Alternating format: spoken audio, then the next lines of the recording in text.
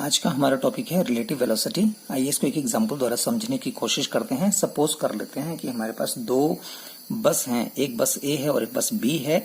दोनों parallel road में एक चली हुई हैं, एक दूसरे के पैरेलल मूव कर रही हैं एक ही डायरेक्शन में। इसकी स्पीड है v1 which is equal to 50 kilometre per hour और इसकी स्पीड को मैं बोलता हूँ v2 which is equal to 80 kilometre per hour. और एक आदमी बाहर खड़ा है जिसको मैंने नाम दे दिया c। अब हम बोलें कि बॉडी ए जो है उसकी स्पीड जो है इस व्यक्ति को कितनी नजर आएगी, तो वो बोलेगा 50 किलोमीटर पर आवर, क्योंकि ये खड़ा है और ये बॉडी मूव कर रही है। तो इसकी स्पीड इसके कंपैरिजन में कितनी आ रही है, 50 किलोमीटर पर आवर। उसी तरह से बॉडी बी जो है, ये जो बस बी जो है, इसकी स्पीड इसके कंपैरिजन में कितनी होगी, तो आप बोलेंगे 80 किलोमीटर पर आवर। दोनों में कितना अंतर है, ये तो जीरो है, ये तो खड़ा है, तो इसकी स्पीड कितनी है, 80 किलोमीटर पर आवर। लेकिन इस गाड़ी के बीच में बैठे हुए व्यक्ति को इसकी स्पीड कितनी नजर आएगी, गाड़ी ए में बैठे हुए आदमी को गाड़ी बी की स्पीड कितनी नजर आएगी, क्योंकि 50 किलोमीटर पर आवर की स्पीड से तो खुद चला हुआ है और ये गाड़ी 80 किलोमीटर पर आवर की स्पीड से चली हुई है। लेकिन ये जब ये खुद भी चला हुआ है तो इसको ये गाड़ी की स्पीड जो 80 किलोमीटर पर आवर नजर नहीं आएगी, बल्कि थोड़ी सी कम नजर आएगी। कितनी आएगी, वो 30 किलोमीटर पर आवर। उसको बोलते हैं रिलेटिव वेलोसिटी। तो relative velocity of B respect to A, यानी इसकी स्पीड इसके कंपैरिजन में क्या है, तो आप लिखेंगे relative velocity of B respect to A which is equal to 30 kilometre per our.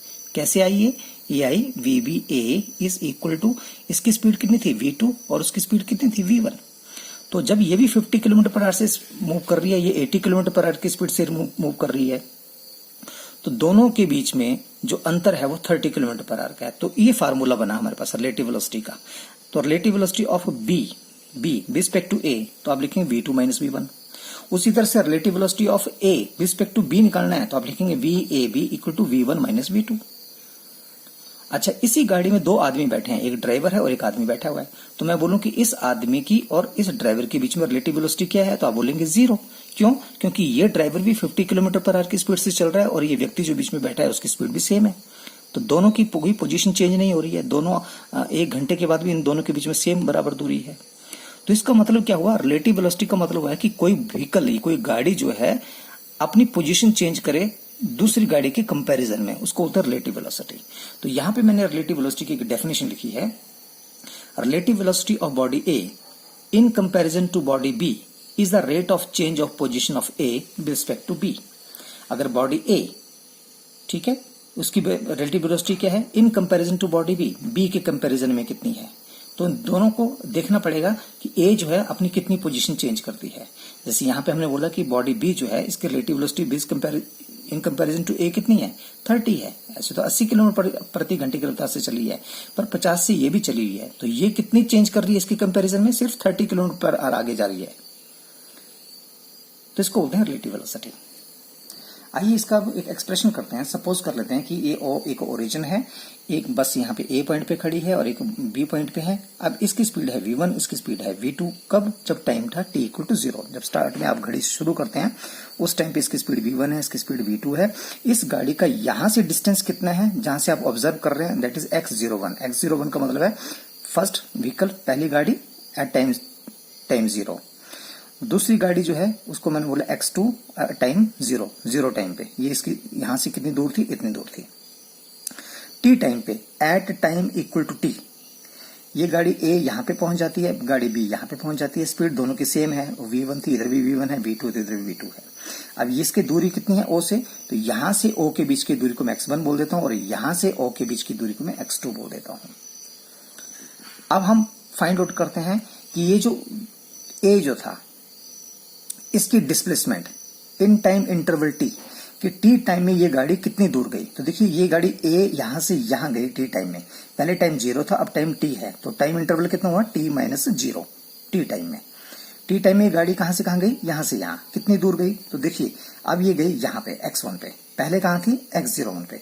तो यहां से यहां की दूरी, इतनी दूरी तय की इसने, यहां से यहां गई। कैसे निकालोगे आप, x1 से इसको माइनस कर दोगे। तो मैंने ये लिखा the displacement of A in time interval t is equal to x1 minus x01। और आपको पता है कि डिस्प्लेसमेंट का फार्मूला होता है वेलोसिटी इनटू टाइम। तो मैं इस इक्वेशन को ऐसे लिख सकता हूं, मैं x1, ये जो मैंने डिस्प्लेसमेंट लिखी x1 माइनस x01, ये जो है इसको मैंने लिखा x1 minus x01 is equal to velocity, इसकी वेलोसिटी कितनी थी पहले वाले की v1, तो v1 टाइम इंटरवल कितना है t, तो इसको हमने लिख दिया t। तो आपके पास है x1 minus x01 equal to v1 into t. यहां से x1 निकालना है तो इसको मैंने यही रहने दिया, माइनस x01 उस साइड गया तो प्लस का हो गया, तो लिखा x1 इज इक्वल टू, ये माइनस का ही हो गया, प्लस में x01 plus v1t, first equation. Similarly we can prove for the second vehicle, जो आपकी सेकंड गाड़ी, उसके लिए हम लिखेंगे x2 minus x02 equal to v2t, बिल्कुल वैसे ही प्रूव करेंगे और x2 आ जाएगा इसके बराबर। तो हमारे पास ये दो इक्वेशन आ गई।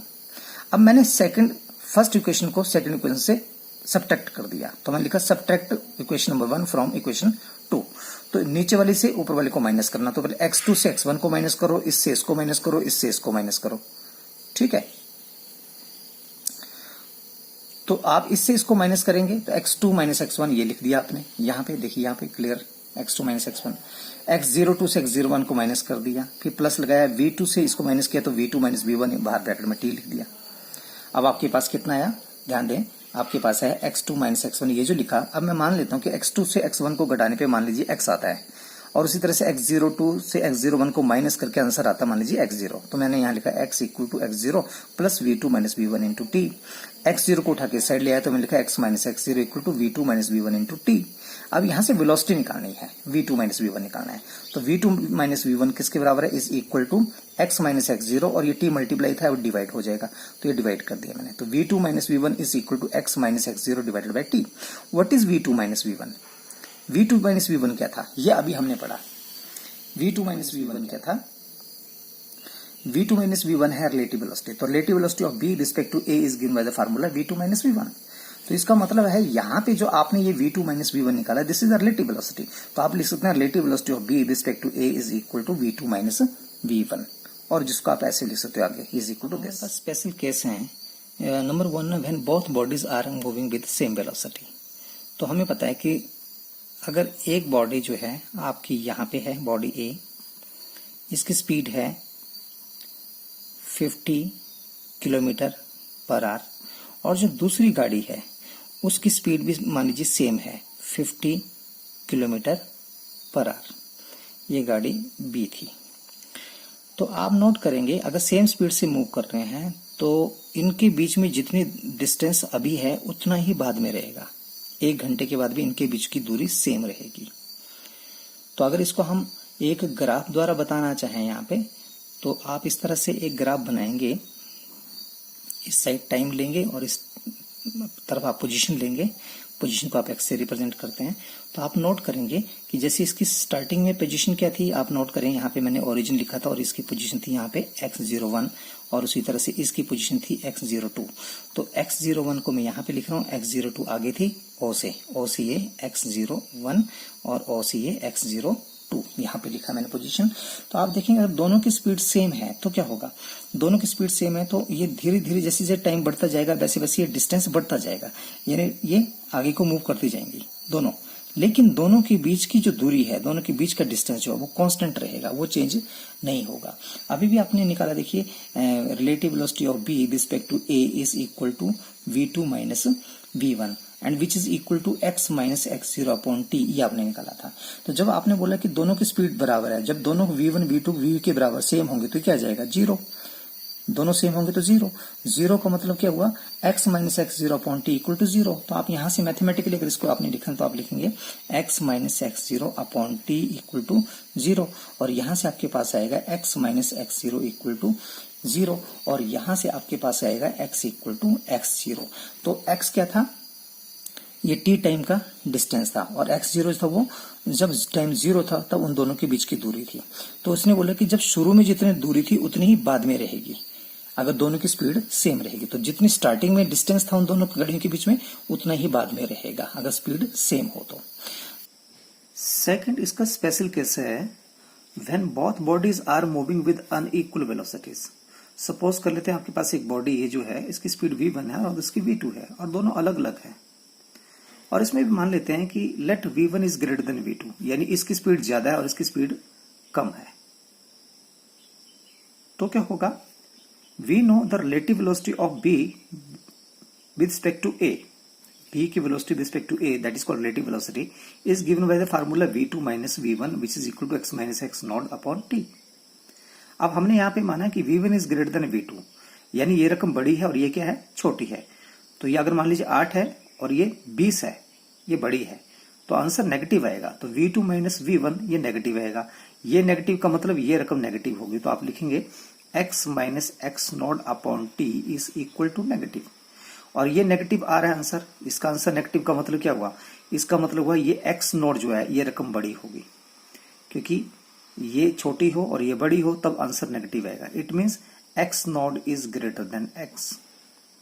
तो यहां से ये क्लियर हो जाता है कि अगर ये बॉडी जो है जिसकी वेलोसिटी v1 है, अगर ये ज्यादा है और इसकी स्पीड जो है थोड़ी सी कम है, तो एक्स नोड का मतलब जो शुरू में जो उनका डिस्टेंस था वो ज्यादा होगा और बाद का डिस्टेंस उनका कम हो जाएगा। जाहिर सी बात है, जब इसकी स्पीड ज्यादा होगी तो शुरू में मान लीजिए इनका डिस्टेंस आपस में 100 किलोमीटर है, लेकिन जब इसकी स्पीड ज्यादा है और इसकी कम है तो ये धीरे धीरे चलेगी और ये पीछे से जल्दी से आएगी, तो इनके बीच की दूरी धीरे धीरे खत्म होती चली जाएगी, कम होती चली जाएगी, और एक टाइम ऐसा आएगा जब ये इसको क्रॉस कर जाएगी। ठीक है, तो अगर इसको मैं ग्राफ द्वारा बताना चाहूं तो क्या करेंगे, ये ग्राफ लेते हैं, एक्स एक्सिस की तरफ टाइम ले लेते हैं और वाई एक्सिस की तरफ हम इसकी पोजीशन ले लेते हैं। तो जैसे स्टार्टिंग में हम लिखते थे कि ओ से पहली वाली गाड़ी का जो डिस्प्लेसमेंट था वो x01 था, दूसरी का x02 था। तो आप देखेंगे कि जैसे जैसे अब इसकी स्पीड v1 ज्यादा है, इसकी स्पीड ज्यादा है, इसकी स्पीड ज्यादा है, तो इसके लिए इसकी पोजीशन जल्दी से चेंज होगी। ठीक है, टाइम के साथ जैसे जैसे टाइम बढ़ेगा इसकी पोजीशन जल्दी जल्दी चेंज होगी, जल्दी जल्दी पोजीशन ऊपर की तरफ चेंज हो रही है तो ऐसे जाएगी, ग्राफ ऐसे जाएगा। दूसरी जो गाड़ी है उसकी स्पीड कम है तो टाइम के साथ उसकी पोजीशन भी चेंज होगी, पर जल्दी जल्दी नहीं जाएगी, तो ऐसे ऐसे थोड़ा धीरे धीरे जाएगी ऊपर की तरफ, ये जल्दी ऊपर जाएगी। तो एक पॉइंट आएगा जब ये दोनों एक दूसरे को क्रॉस कर जाएंगी और ये पीछे वाली गाड़ी आगे निकल जाएगी। तो ये ग्राफ इस तरह से बनेगा। और आप इसमें देख रहे हैं कि शुरू में इनके बीच का डिस्टेंस ज्यादा था और धीरे धीरे इसके बीच में डिस्टेंस क्या होता चला गया, कम होता चला गया। यही चीज मैंने यहाँ पे बताई कि शुरू का डिस्टेंस को हम बोलते हैं एक्स नॉट, ये जो डिस्टेंस है, और एक्स जो होता है ये बाद का डिस्टेंस है। तो जैसे जैसे आप देख रहे हैं एक्स नोड क्या है, ज्यादा है एक्स से, ये डिस्टेंस ज्यादा है एक्स से, एक्स का डिस्टेंस कम है और एक्स नोड ज्यादा है और धीरे धीरे ये कम होता चला जाएगा। इसी में इसका सब केस लें, if v1 less than v2, ये ग्रेटर देन लिया, अब मान लेते हैं if v1 less than v2, यानी इसकी स्पीड कम है और इसकी स्पीड ज्यादा हो तो क्या होगा, देन द रिलेटिव वेलोसिटी, ये जो vb ये लिखा है, दिस रिलेटिव वेलोसिटी, आप देखिए लिखा vb equal to v2 minus v1। अब मैंने बोला v1 is less than v2, ये छोटी रकम है और ये बड़ी है, तो ऑब्वियसली आंसर क्या आएगा, पॉजिटिव। ये छोटा है, ये 4 है और ये 6 है, 6 से 4 गए 2, पॉजिटिव आएगा। ये पॉजिटिव का मतलब ये पॉजिटिव है, यानी कि x minus x naught divided t is equal to something positive. जब इसको सॉल्व करेगा तो कोई पॉजिटिव आंसर आएगा। तो इसका मतलब ये हुआ कि x minus x not positive आ रहा है आपका, यहां से इसको माइनस करके पॉजिटिव आ रहा है, यानी कि ये रकम ये बड़ी है और ये छोटी है, तो x is greater than x not. तो एक्स नॉट क्या था, एक्स नॉट था शुरू का डिस्टेंस और x क्या था, बाद का डिस्टेंस। तो हम ये बोल रहे हैं बाद का डिस्टेंस ज्यादा आएगा एक्स नॉट से। तो जाहिर सी बात है कि अगर आपके पास v1 इसकी स्पीड कम है और इसकी स्पीड ज्यादा है, तो ये जो इनके बीच में अभी डिस्टेंस है इतना सा, जब उसकी स्पीड ज्यादा तो आगे बहुत आगे चली जाएगी और ये पीछे रह जाएगी, तो इनका डिस्टेंस बढ़ता चला जाएगा, इनका डिस्टेंस बढ़ता चला जाएगा। वही यहाँ पे बोला कि फाइनल डिस्टेंस ज्यादा होगा इनिशियल डिस्टेंस जो दोनों गाड़ियों के बीच में है। अगर हम इसको ग्राफ के द्वारा बताना चाहें तो हमारे पास ग्राफ इसी तरह से हम लेते हैं, ये टाइम एक्सिस लेते हैं अलोंग एक्स एक्सिस और इस तरफ आप लेते हैं पोजीशन।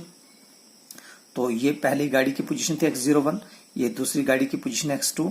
तो आप देख रहे हैं कि ये जो ग्राफ बनेगा, अब इसमें स्पीड किसकी ज्यादा थी, v2 की, इसकी स्पीड ज्यादा है, इसकी स्पीड ज्यादा तो ग्राफ ऊपर की तरफ जाएगा, और इसकी स्पीड थोड़ी कम है तो ये जाएगा पर ये धीरे धीरे ऐसे जाएगा।